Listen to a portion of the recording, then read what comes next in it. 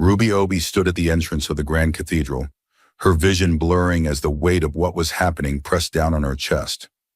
Her father's hand clutched her arm like a vice, grounding her to the moment she wished she could escape.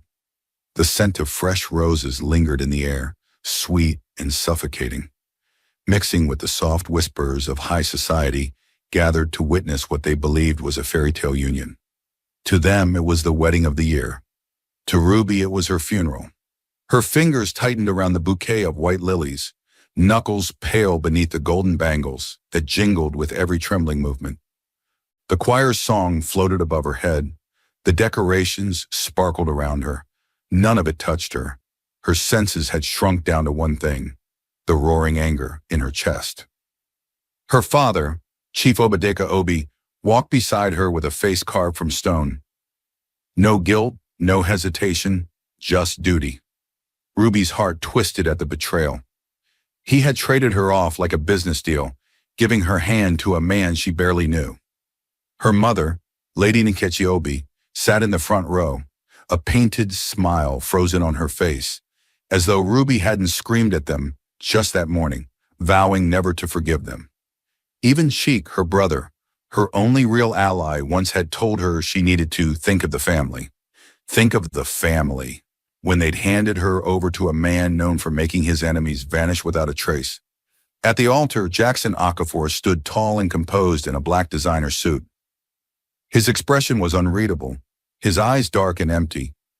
A man of cold power, untouchable, unforgiving. The rumors said everything about him, that he was dangerous, feared, even brutal. Ruby's breath stuttered. She felt like prey walking into a lion's den. Her father's grip tightened as they approached the altar. The priest waited, calm and ready. Jackson raised his hand to take hers. Ruby hesitated. One step back. A hush fell over the pews. Another step. Gasps echoed like thunder. And then she turned and ran. Her heels clattered against marble, the veil billowing behind her like smoke. Guards at the door hesitated, too shocked to stop her. Her father's shout followed her down the aisle. Her mother's cry echoed across the church walls. But Ruby didn't slow. She couldn't. She wouldn't. She burst through the doors, gulping the air like a drowning woman tasting the surface. She didn't know where she was going, only that she needed to get far, far away. But she didn't make it. Just as her hand touched the gate, a hand wrapped around her wrist, firm, calm, and terrifyingly familiar. Jackson. He stood there unruffled, his dark gaze locked on her.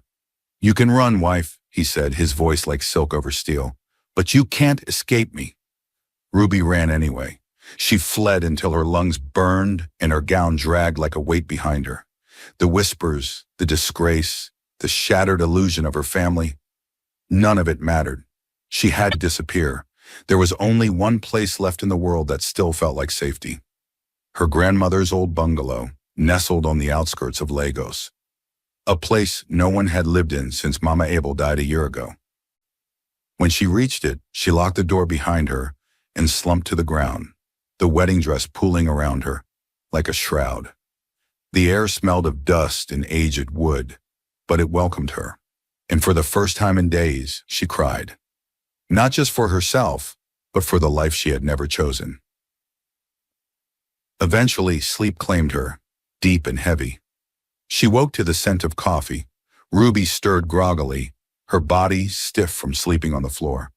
That was odd. She was alone. No one else knew she was here except the faint clinking of dishes from the kitchen froze her in place. No, no, no, no.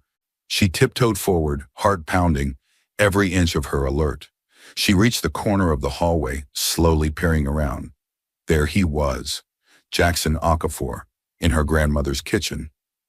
Dressed in a crisp white shirt with his sleeves rolled up, he stirred a cup of coffee like he owned the place. Ruby's breath caught. He turned slowly, meeting her gaze with quiet confidence. Hope you slept well, he said, his voice unreadable. I've come to take you home, wife. The word made her flinch.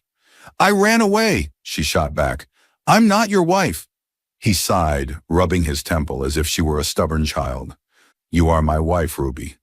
No, she said, backing away. You don't own me. Jackson's gaze didn't waver.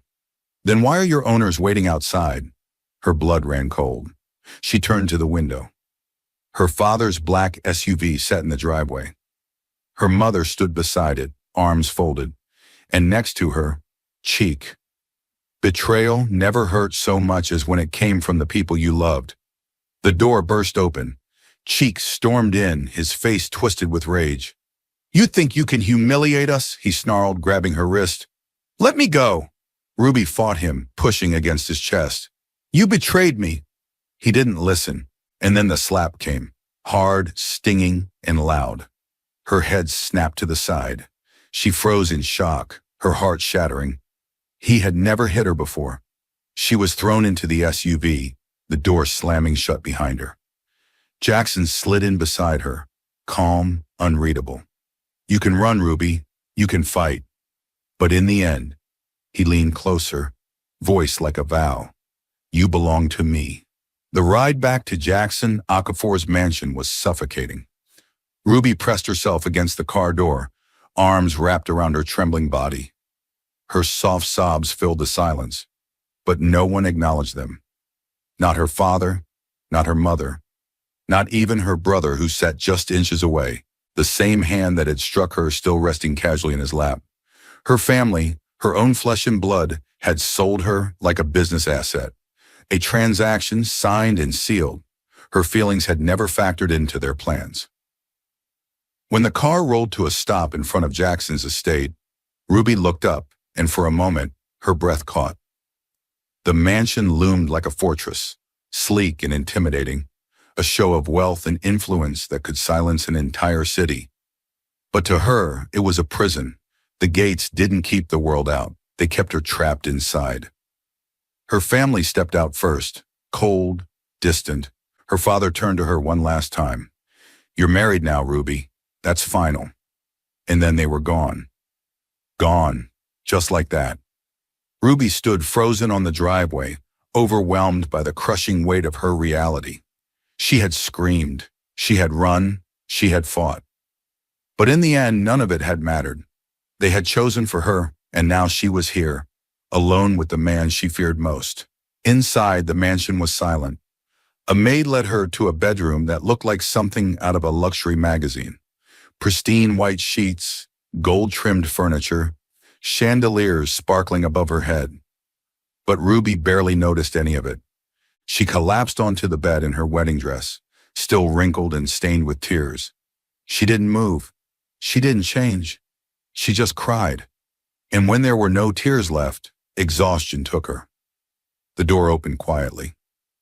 Jackson stepped into the room, his gaze falling on her curled figure.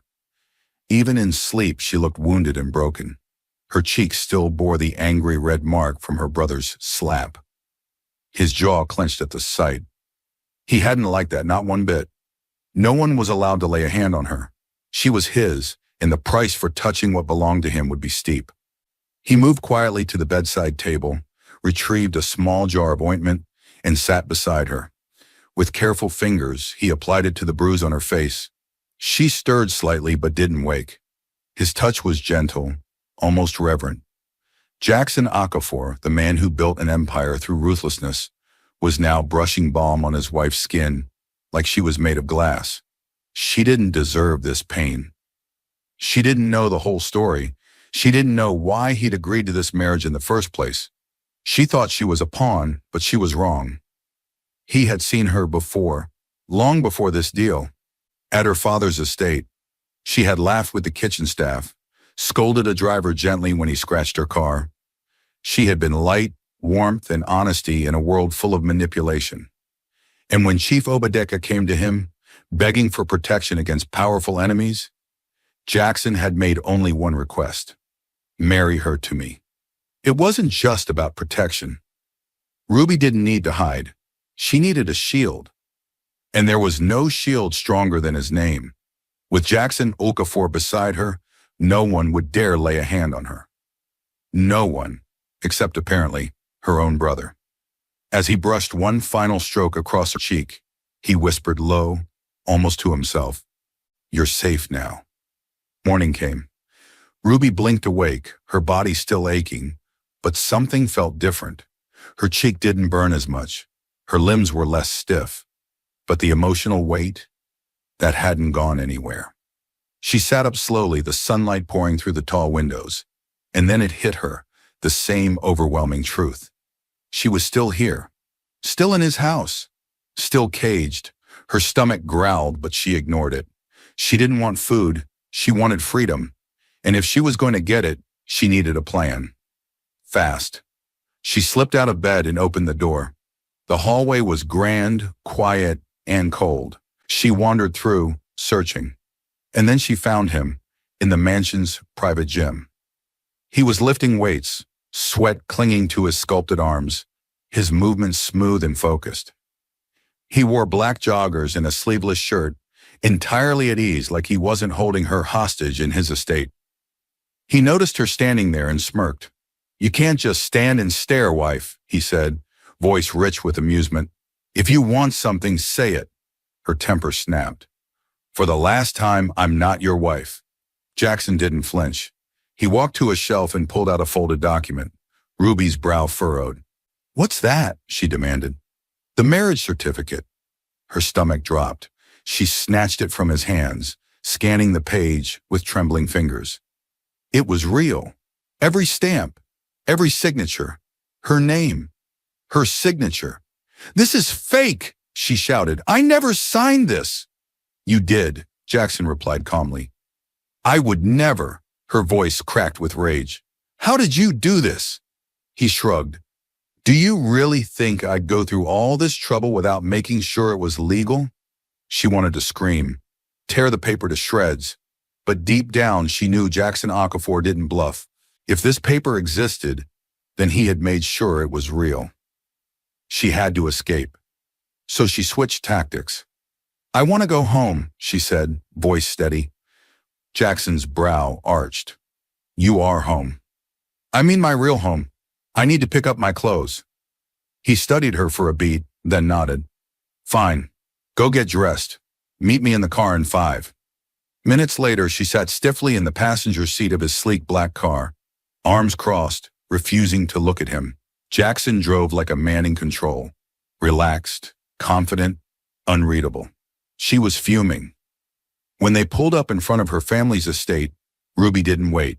She bolted from the car, heels clicking furiously on marble as she stormed inside.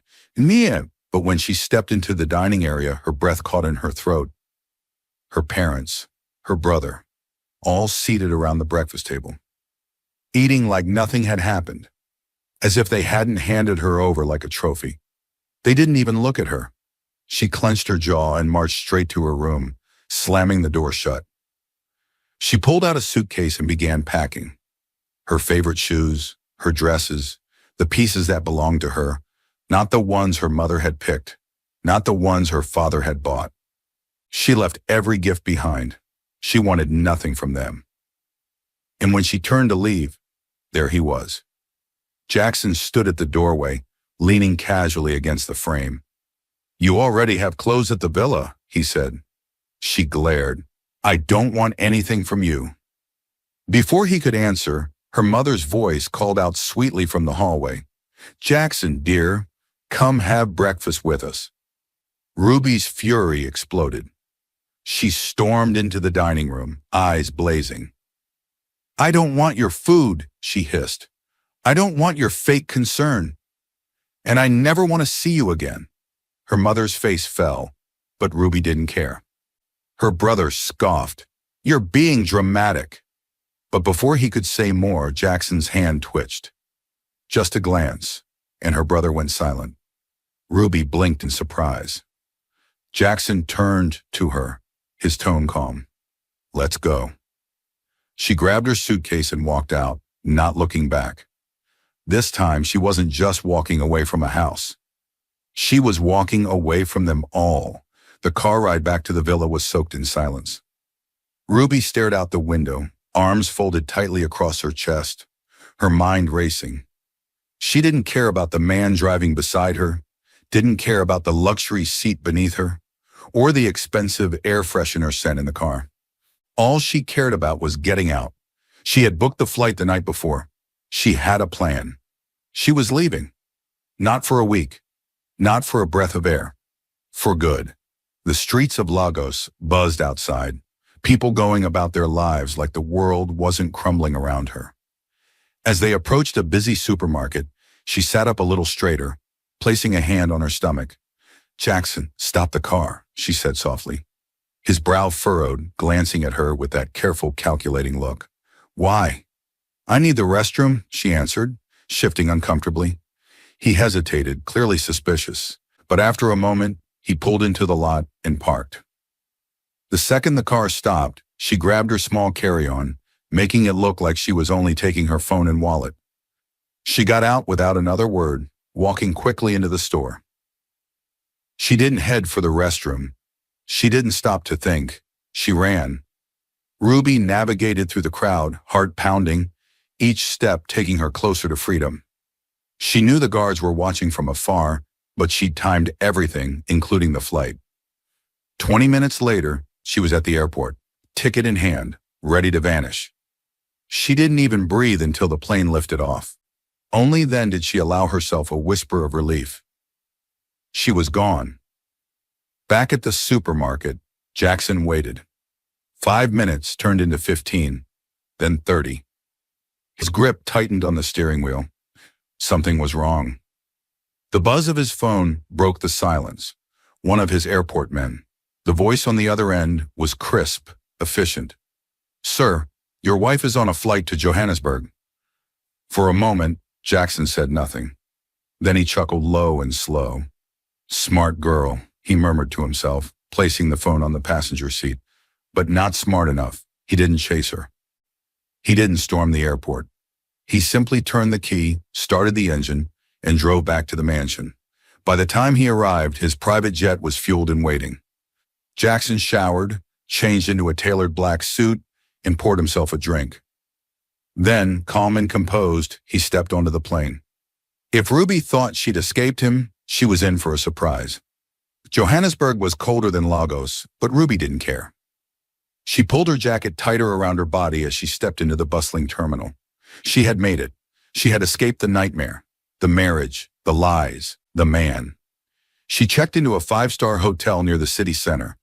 It was extravagant, but for once she didn't feel guilty. She deserved peace, safety, silence.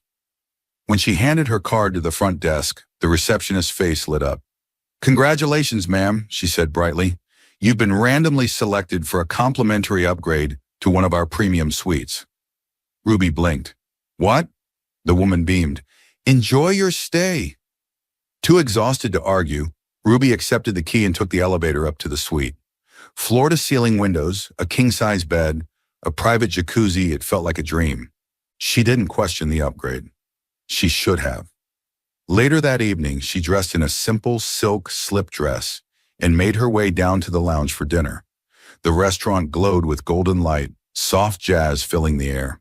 She ordered a meal, a glass of wine, and for the first time in weeks, she let herself exhale. She was safe, or so she thought. After finishing her meal, she waved for the bill. But the waiter returned with a smile. "Your bill has been paid, ma'am." Ruby's heart skipped.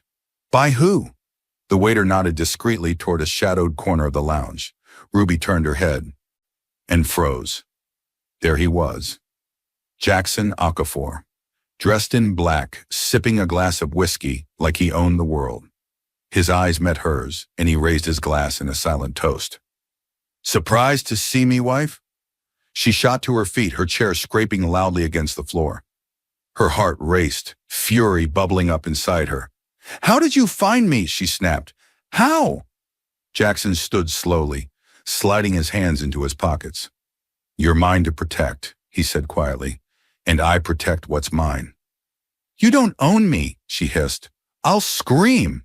He raised an eyebrow, almost amused. "Would you?" She inhaled sharply, glanced around the elegant lounge, and did the only thing she could think of. She screamed, "Help! This man is stalking me! He's trying to kidnap me!" The entire restaurant went still. Every eye turned toward them. An elderly couple nearby gasped. A few staff members stepped forward, unsure. Jackson, however, didn't flinch. He let out a slow sigh and then gave the most patient, tired husband smile Ruby had ever seen. "I'm sorry," he said, speaking to the room. "My wife is upset because I packed the wrong suitcase for our honeymoon. I forgot her favorite lingerie." Ruby's jaw dropped. The old woman gasped, then softened. "Oh, sweetheart," she said to Ruby. "Young love can be like that. You'll forgive him." The old man chuckled. "Let them be, Mary. Every couple has a spat on their honeymoon." Ruby's voice caught in her throat. She stared in disbelief as the entire lounge began to relax again. A private drama, nothing more. And then Jackson stepped forward and, without warning, lifted her into his arms. "Put me down," she shrieked, kicking. He didn't even flinch. "She loves making a scene," he said over his shoulder as he carried her out of the lounge. Laughter followed them. Ruby burned with humiliation. He had outplayed her again. In the suite, he dropped her onto the bed. She scrambled up, breathing hard, rage in her eyes. "Why won't you just let me go?" Jackson's calm broke. Just a crack. "Because I'm your husband," he said evenly. "And you need to stop running." "Husband," she scoffed. "You kidnapped me." "You are my wife," he said, voice low, "and you're being dramatic." Something inside her snapped. She raised her hand to slap him. But he caught her wrist before it landed. In one fluid motion, he pinned her against the wall, his grip strong but not painful. Their faces were inches apart. "Let me go," she breathed. But her voice trembled. Jackson's gaze locked on hers, dark and unreadable. "You really don't get it, do you?" he murmured. "You belong to me, Ruby." Then he kissed her. Not gently. Not softly. It was rough, hot, possessive. She struggled at first, pushing against his chest, but her body betrayed her. The longer the kiss lasted, the more her will unraveled, her fists unclenched, her breath hitched. She hated him. She wanted him. When he finally pulled away, she stared at him, wide-eyed and furious with herself. "Never do that again," she whispered. Jackson stepped back slowly, his expression unreadable. "Pack your bags," he said simply. She frowned. "What?" "We're leaving for Lagos tomorrow," he replied. "Your brother's getting married." Her blood turned cold. She laughed bitterly. "I don't have a brother." Jackson's jaw tensed. "You will go, even if I have to drag you there in your pajamas." "Try me," she challenged. He smirked. "I'd love to." The flight back to Lagos was painfully silent.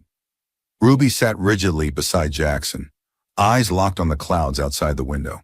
She refused to speak, refused to look at him. Her thoughts were tangled in fury, humiliation, and something worse, confusion. She had kissed him back. That kiss had shattered her armor, and now, more than ever, she didn't know where she stood. When the jet landed, a luxury car whisked them straight to the mansion. Jackson had arranged everything for the wedding. Not his wedding, her brother's wedding. The same brother who had sold her off like property, who had struck her across the face in front of her supposed husband. The same brother she no longer considered family. A team of stylists, makeup artists, and dressers were already waiting. Of course, Jackson had planned ahead, as always. He didn't ask her what she wanted. He just provided, controlled, dominated. Ruby sat before the massive mirror in the guest suite as a stylist curled her hair. Her reflection was stunning, a goddess in silken gold. But no amount of beauty could distract her from the storm inside. She was about to face her family again, the betrayers, the liars. And she wasn't going to show up looking small. Instead of the sleek cocktail dress Jackson had chosen for her, she reached for something bold, a white floor-length gown that shimmered with every movement. It looked like a wedding dress. It was a statement. If she had to attend, she would make it unforgettable. When Jackson entered the room and saw her, his brow lifted in surprise. "Dressed to steal the spotlight, aren't we?" Ruby adjusted an earring without looking at him. "Remember? You said you'd drag me there." He smirked. Trying to outshine the bride? She gave him a blank look. I don't care. When they arrived at the venue, every head turned. Ruby didn't flinch. She walked beside Jackson like she owned the place. Chin high, eyes forward. She felt the whispers sweep through the crowd like wind through dry leaves. Is that Ruby? Why is she here? She looks like the bride. She ignored them all. Her family approached cautiously. Her mother, father, even her brother pretending like everything was fine. But Ruby walked right past them, as if they were ghosts. The ceremony began. Guests settled into their seats. Music played softly. The wedding host stepped forward with the mic. Ladies and gentlemen, let's now welcome the bride. Ruby stood up. The entire hall hushed. She moved toward the stage, graceful and deadly, taking the microphone from the startled host. Hello, everyone, she said sweetly, her voice carrying like velvet over ice. Jackson and I never really said our vows. Isn't that strange? Murmurs erupted. Her parents stiffened. Her brother's jaw clenched. I'd like to say them now, she added, turning to Jackson. My dear brother was kind enough to let us have the stage for a moment. Everyone stared. No one moved. And Jackson? He didn't stop her. He stood, calm as ever, walked up beside her, and joined her on stage. The hall gasped. He reached for her hand, his eyes locked on hers, not mocking, not smirking, just present. Ruby's lips curved into a cold smile. She was here for vengeance, to ruin the perfect day they had planned, to take something back. And yet, as she said the vows, something strange happened. The audience faded, the noise dulled. All she could see was Jackson, steady beside her. And the more she spoke, the more she realized she wasn't winning. She was falling into his plan. Again. They exchanged rings. The crowd applauded. She had just sealed the deal all over again, this time in public, this time willingly. The drive back to the mansion was torturous. Ruby sat in the passenger seat, her hands clenched in her lap. Jackson didn't speak. He didn't have to. She had tried to humiliate her family, and she had succeeded. But at what cost? Now the world had witnessed their vow renewal. There was no denying the marriage. No way to say she'd been forced. Not anymore. She was officially his wife. And she didn't know how to feel about that. The next morning, Ruby woke to silence. Her chest felt heavy. The night before echoed in her mind like a cruel joke. In trying to take control, she had only bound herself tighter to him. She dragged herself out of bed, took a long shower, and dressed carefully in a silk outfit that hugged her body like a second skin. Her reflection was flawless, hair sleek, makeup light, her posture like a queen. She didn't feel like one. She needed space. She needed air. Without telling Jackson, she walked through the mansion, her heels clicking like gunshots across the floor. When she reached the gates, she spoke firmly to the guards. Open it. They looked nervous. Mr. Okafor gave strict instructions, ma'am, one said. You're not to leave without a driver. She stared at him, fury building behind her eyes. But she didn't argue. She turned and walked back into the house, rage boiling in her veins. She stormed straight into Jackson's study and slammed the door open. Let me out, she snapped. Jackson didn't even look surprised. He leaned back in his chair, calm as ever. You want to go out? Alone. He tilted his head. You want air? She didn't answer. He gave a small smirk. Fine, but you'll go with a driver. She clenched her jaw, fists trembling. She was so tired of this game, but she said nothing, just nodded once. Fine. Later that evening, Ruby arrived at one of the most exclusive lounges in Lagos. She chose a private booth, ordered a mojito, and sat in silence. The driver waited outside. But the guards, she knew they were watching her. And that was exactly what she wanted. She wasn't going to be controlled. If Jackson thought she was his, she would remind him she was not. A man approached her table, tall, charming, well-dressed. She smiled. She laughed. She flirted. She let him touch her hand, let her laughter echo just a little louder. She wanted Jackson to see it, and she knew he would. By the time she returned to the mansion, she was exhausted, not from the outing, but from the war in her mind. She slipped off her heels and padded upstairs to her bedroom, ready to collapse. But the door opened behind her.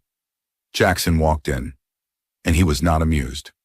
He didn't say a word, just stared. Ruby's heart pounded. Then, without warning, he closed the distance between them. In one swift movement, he pushed her onto the bed, his arms caging her in, his gaze burning. "Where have you been?" he asked, voice low and dangerous. She struggled, but he didn't move. "Look at me," he said. She refused. Then he pressed a hand to her wrist, firm but not cruel, a reminder of his control. "You ignore my calls," he said. "You flirt with other men. You want to be punished, wife?" His lips crashed onto hers before she could answer. Possessive, claiming. She gasped, caught between fury and fire, every part of her betraying her again. She hated how he made her feel, and she hated that she didn't want him to stop. Ruby escaped to the garden the next morning, desperate for stillness. Her mind was chaos. Her body still ached from the intensity of the night before. Not just the kiss, not just the way Jackson had pinned her down with terrifying ease, but how she had melted into it, into him. She hated that she'd let it happen. Hated that part of her wanted to let it happen again. The mansion grounds were quiet. The sun was soft. She took a book with her, thinking she could read, thinking that silence would bring peace. It didn't. As she wandered through the shaded patio at the far end of the garden, her eyes locked on two figures seated across from each other.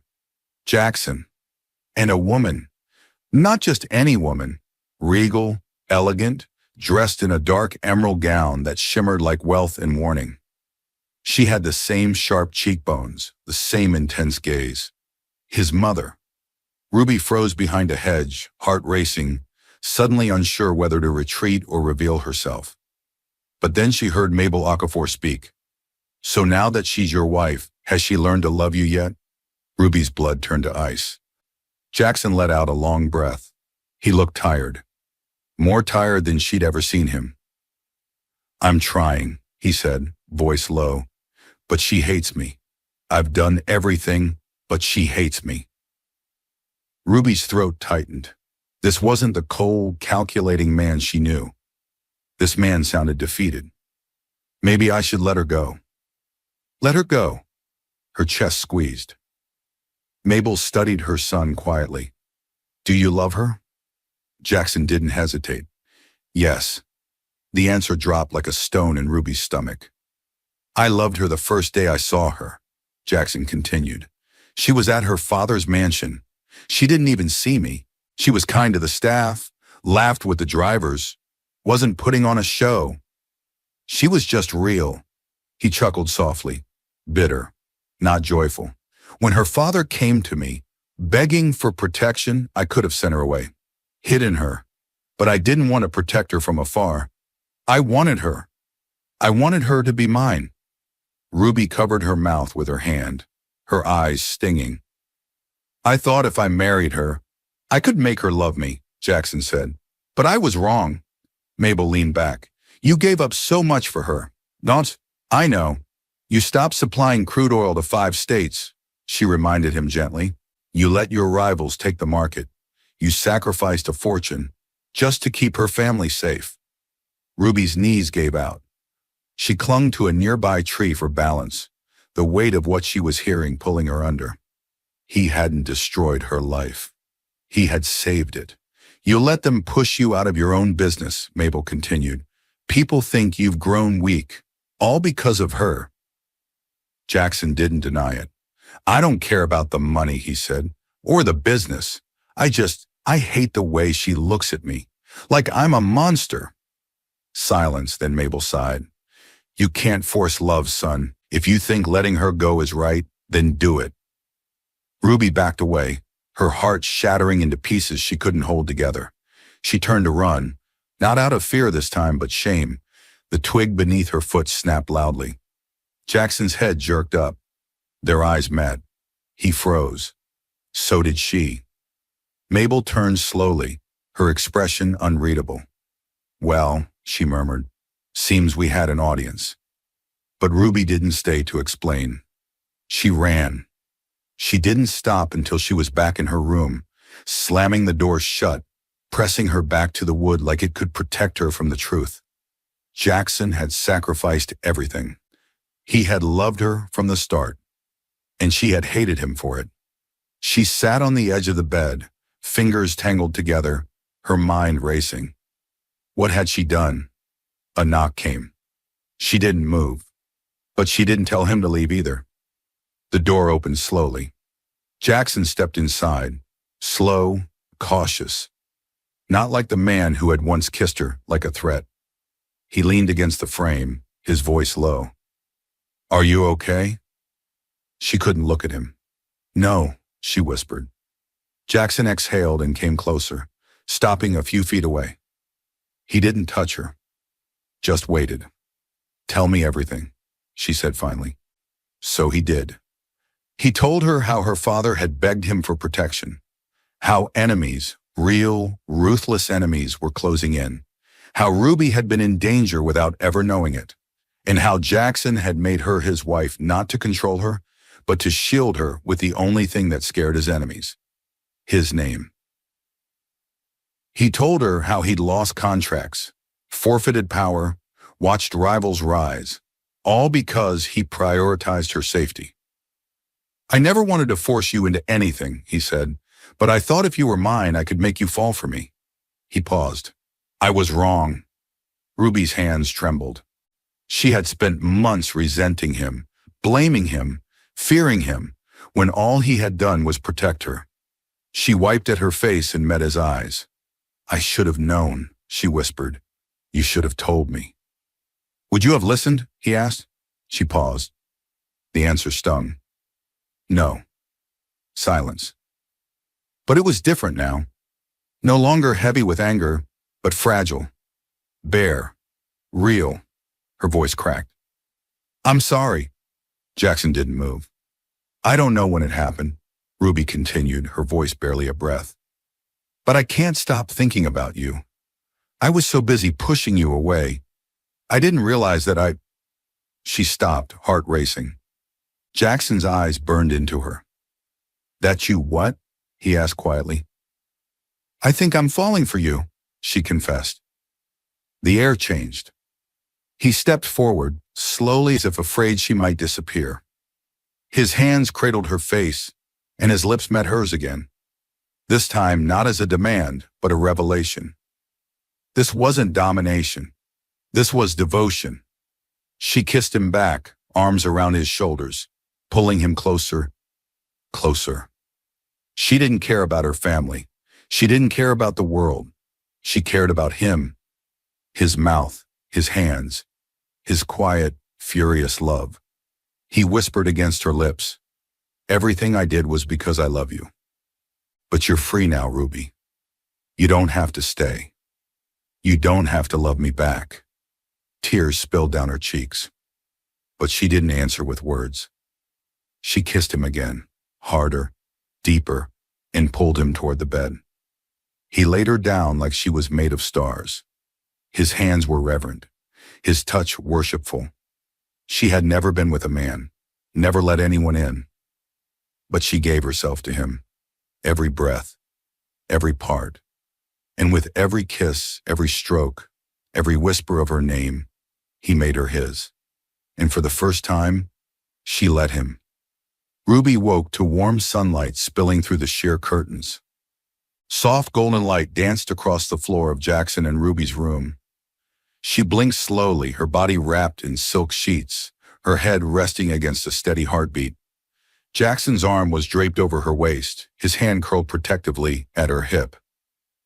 She didn't move. She didn't want to. The air between them felt different, lighter, calmer.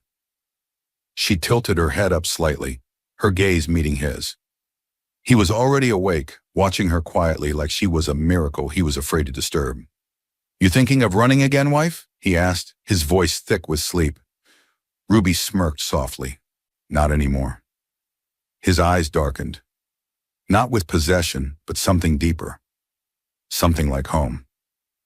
She trailed her fingers over his chest, circling slowly.